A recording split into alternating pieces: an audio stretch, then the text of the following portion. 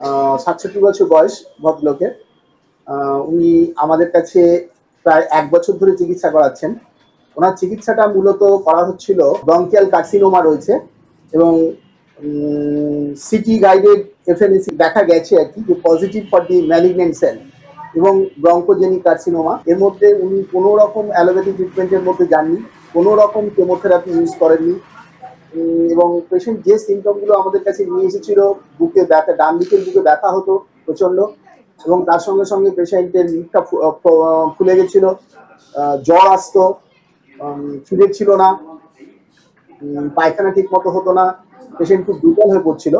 এই অবস্থায় আমরা এই পেশেন্টকে হাতে নিয়ে আমরা চিকিৎসা শুরু করি। তার কারণ তিনি হোমিওপ্যাথি চিকিৎসাতেই মেনলি থাকতে চেয়েছিলেন। এখন পেশেন্টের আপনারা দেখেই বুঝতে পারবেন পেশেন্টের কন্ডিশন। এখন ওনার কোনো সিমটম নেই, অর্থাৎ তার বুকে ব্যথা চলে গেছে। একটু বলুন আগের থেকে, মানে ডিটেল বলুন একটু। না, আগের থেকে ভালো আছে। আগের থেকে ভালো আছেন? না, ভালো আছে। কোনো বুকের ব্যথা ট্যাথা এখন আর সেইভাবে কিছু নাই? না, ব্যথা ট্যাথা কিচ্ছু নেই। আচ্ছা, পায়খানা ঠিক মতো হচ্ছে, খিদে ঠিক আছে? পায়খানা ঠিক মতো আছে, এখন খাওয়া দাওয়া ঠিক মতো আছে, খাওয়া দাওয়া কোনো ট্রাবল নেই। আচ্ছা, হাঁটা চলা? হাঁটা চলা করতে পারছি, কোনো অসুবিধা হয় না? না।